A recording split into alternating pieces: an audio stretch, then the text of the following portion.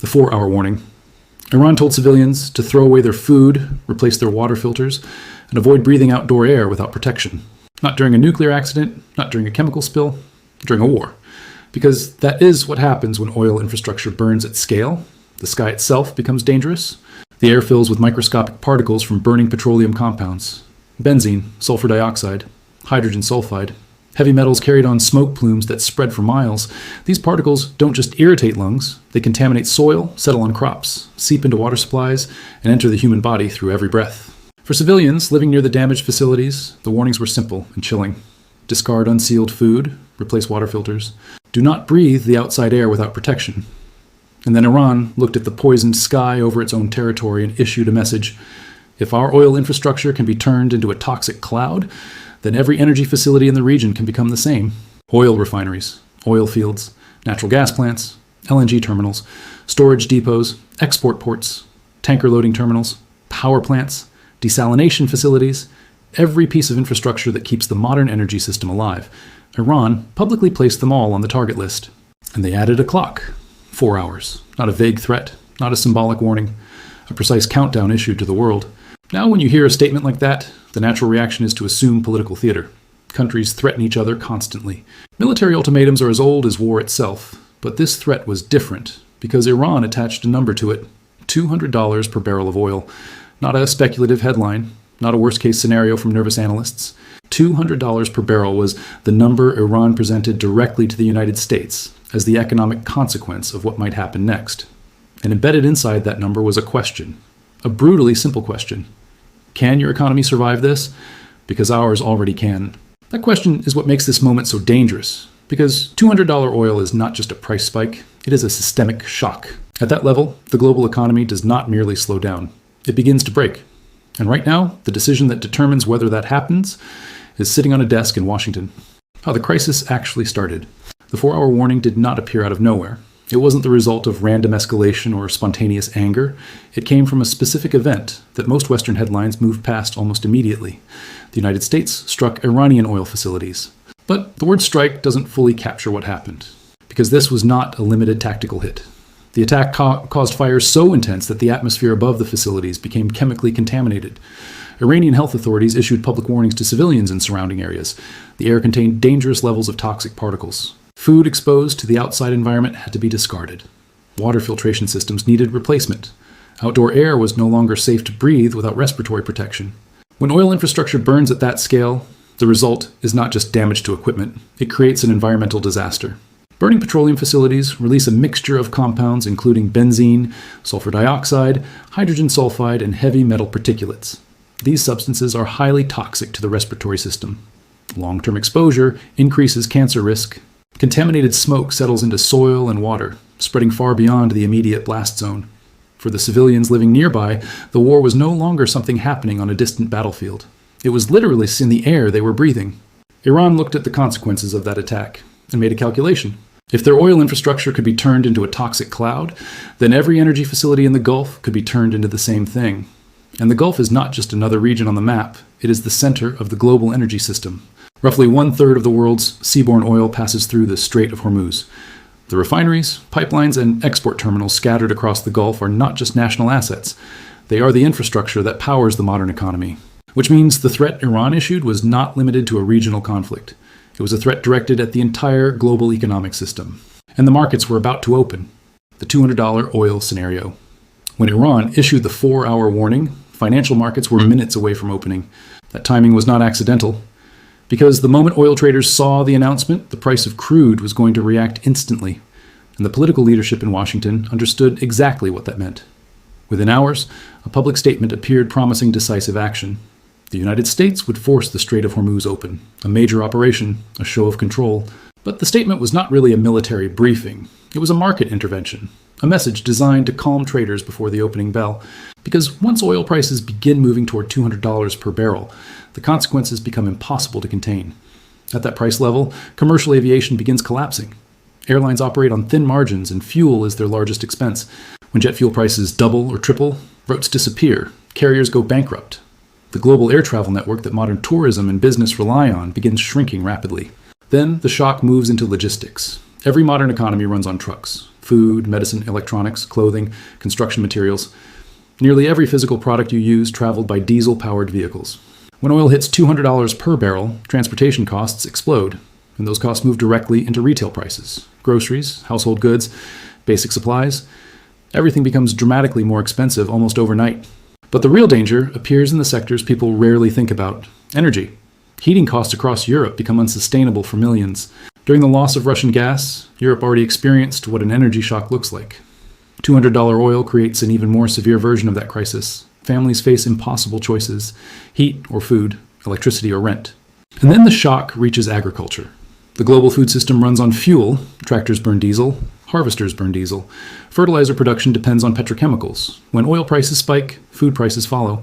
For wealthier countries, that means higher grocery bills. For poorer countries, it means something far worse: food shortages. And that is why $200 oil is not just an economic disruption. It is the beginning of systemic instability. A storage clock. Nobody is watching.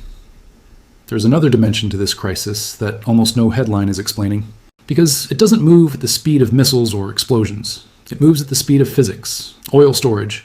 The global oil system doesn't operate as a simple pipeline from well to consumer. Between production and consumption sits an enormous network of storage tanks. Oil is pumped out of the ground, transported to terminals, and stored in massive steel reservoirs before it is refined or exported.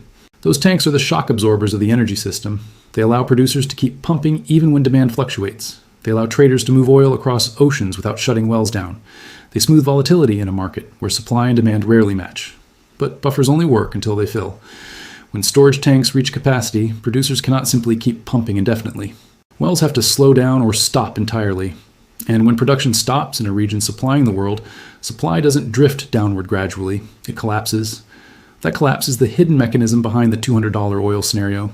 Right now, across the Gulf, storage capacity is running on a clock. Iraq has roughly 6 days of available storage capacity remaining. Kuwait has around 14 days. The United Arab Emirates and Qatar are estimated to have between 15 and 20 days of buffer. Saudi Arabia has more room, roughly 60 days under normal circumstances. But even that number is misleading, because weeks of that buffer have already been consumed as the conflict disrupted shipping routes and export schedules. These are not speculative numbers drawn from worst-case scenarios. They are physical limits. Steel tanks sitting in desert heat, filling barrel by barrel every hour. And once those tanks are full, the system begins to seize. Production slows. Export schedules collapse. Global supply contracts suddenly against demand that has not disappeared. When that happens, oil prices do not climb politely. They spike, fast, violently. This is why Iran's $200 per barrel warning was not an exaggeration. It was arithmetic. Iran's message to Washington was brutally logical. Our domestic fuel is subsidized. The global oil price does not determine whether our people can drive. In other words, Iran can absorb $200 oil internally, but the United States, and the economies tied to it, operate on market pricing, which means voters feel every dollar of that increase immediately. Gas stations, grocery stores, utility bills. The real question embedded in Iran's warning was not military. It was political. How much economic pain can American voters tolerate? And the uncomfortable reality is this: the storage clock is still ticking. The Strait of Hormuz problem. When analysts talk about oil shocks, the conversation almost always returns to one location on the map: the Strait of Hormuz, a narrow stretch of water just 21 miles wide at its tightest point, sitting between Iran and the Arabian Peninsula. On paper, it looks insignificant, a thin line of blue connecting the Persian Gulf to the open ocean. But in reality, it is one of the most important choke points in the global economy. Roughly 1/5 of the world's oil supply passes through this single corridor every day. Tankers leaving Saudi Arabia, Iraq, Kuwait, Qatar, and the United Arab Emirates must all travel through this passage before they can reach global markets. Which means if the Strait of Hormuz becomes unsafe for shipping, the consequences ripple instantly across the world. Insurance costs skyrocket. Shipping companies refuse to send vessels into the area, and the flow of oil begins to slow. Iran understands this geography perfectly. For decades, its military strategy has been built around the same concept. It does not need to completely close the Strait of Hormuz to trigger a crisis. It only needs to make the strait dangerous enough that commercial shipping becomes reluctant to enter. A handful of damaged tankers, a few mines detected in shipping lanes, missile launches targeting port infrastructure. That alone can be enough to disrupt traffic. Because in modern global logistics, perception of risk can be just as powerful as actual destruction. If insurance companies refuse to cover vessels entering the Gulf, tankers stop coming. And if tankers stop coming, oil stops moving. This is why Washington immediately announced it would force the Strait of Hormuz open. The statement was meant to project control, but controlling the strait is not as simple as parking warships nearby. Iran has spent decades preparing specifically for this scenario. Missile batteries positioned along its coastline, fast attack boats designed to swarm larger vessels, naval mines capable of disabling tankers or warships in narrow waterways, and drones that can strike shipping infrastructure from long distances. None of these systems need to destroy an entire fleet. They only need to create enough uncertainty that the cost becomes unbearable. Because oil markets respond instantly to disruption. Even the suggestion that shipments could slow down can send prices surging. This is what makes the current situation so precarious. The Strait of Hormuz is not just a geographic feature. It is a pressure valve for the entire energy system. And right now that valve is sitting directly in the center of an escalating conflict, which means every tanker leaving the Gulf is sailing through one of the most dangerous pieces of water on Earth. And the world economy is depending on those ships continuing to move. The diplomatic picture no one is talking about. While missiles and oil prices dominate headlines, the diplomatic landscape is quietly shifting. These shifts may matter even more than the military situation, because wars in the modern world are rarely decided only on battlefields. They are decided in conference rooms, and right now, those conference rooms are telling a story that few people are paying attention to. One of the most revealing signals came from Oman. Oman is not a country known for dramatic public statements. For decades, it has been one of the most neutral and quietly diplomatic states in the Gulf region. When conflicts erupt between regional powers, Oman is usually the place where back-channel negotiations happen. It is the country that speaks softly, which is why its recent statement carried so much weight. Omani officials publicly described American and Israeli military actions against Iran as illegal. They called them one of the most serious aggressions the region has seen. That kind of language is extremely unusual for Oman. And when Oman speaks that directly, it usually means something much more severe is being discussed behind closed doors across Gulf capitals. Because Oman rarely signals publicly unless a private consensus has already formed. At the same time, another diplomatic development unfolded in Moscow. Russia's foreign minister met with ambassadors representing Gulf states. Those representatives arrived with a specific request. They wanted Russia to pressure Iran to de-escalate the conflict. They believe Moscow has influence in Tehran that could help slow the confrontation. Russia's response was blunt. According to reports, the Russian side asked a simple question. Has anyone condemned the United States for the strikes that caused civilian environmental damage in Iran? Has anyone proposed international resolutions criticizing the countries that began the escalation? The room had no answer. Russia then made its position clear. As a permanent member of the UN Security Council, Russia has the power to block any resolution. Moscow signaled that it intends to use that power, which effectively locks the diplomatic exit door that many Gulf governments were hoping to open. Without Russia's approval, the Security Council cannot pass binding resolutions. International pressure mechanisms stall. While the world focuses on missiles, the diplomatic architecture designed to stop escalation is quietly being dismantled. This combination makes conflicts far more difficult to control once they begin accelerating. The China variable. While Russia's position has closed one diplomatic door, another major power has been watching this entire situation from a different angle: China. And China's analysis of the conflict did not begin this week. It began much earlier. During the early stages of the Gaza conflict, Beijing repeatedly refused to frame the crisis in the same way Western governments did. While many countries focused on specific military actions, China kept returning to one central argument. The root cause of instability in the region, they said, was American involvement. Remove that involvement, and the conflict would not escalate to its current scale. At the time, many analysts dismissed this position as diplomatic maneuvering. It looked like China was simply avoiding direct criticism of its regional partners. But when you examine the current situation across the Gulf, China's argument begins to look less like evasion and more like strategic analysis. American bases across the region have been targeted and damaged. Defense systems once assumed to provide overwhelming protection are now stretched thin. Carrier groups have been forced to reposition, and domestic opposition to further escalation inside the United States has climbed to levels that policymakers cannot ignore. China's perspective is built on a simple equation. As long as American military power remains the central force, escalation becomes the natural direction. Every strike invites a response. Every response invites another strike. The cycle feeds itself, but if the central external force disappears from the equation, the conflict begins to change shape. Regional actors must negotiate directly with each other. Military options become more expensive politically and economically, and the incentives for diplomatic solutions begin to increase. China's position reflects a broader shift in how the world is interpreting the balance of power. For decades, American military presence in the Middle East was assumed to be the stabilizing force that prevented large-scale conflict. Now, that same presence is being viewed as the variable that determines whether the conflict expands or contracts. And that perception alone is already changing the strategic calculations happening across the region. The assumption that just broke. There is a deeper issue underneath this entire crisis that rarely appears in daily headlines. It is not about oil.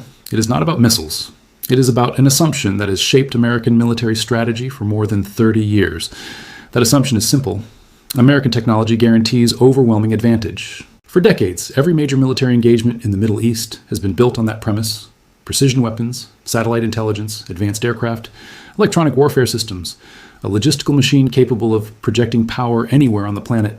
The theory was that this technological superiority would make any conflict manageable. You enter the region, you neutralize the opponent's command structure, you degrade their military capability, you define the terms of the outcome, and eventually the adversary collapses or capitulates. That model worked repeatedly against weaker opponents. But the current confrontation has tested that assumption against a different type of adversary, one that spent decades preparing specifically for this scenario. Iran did not build its military around matching American technology weapon for weapon.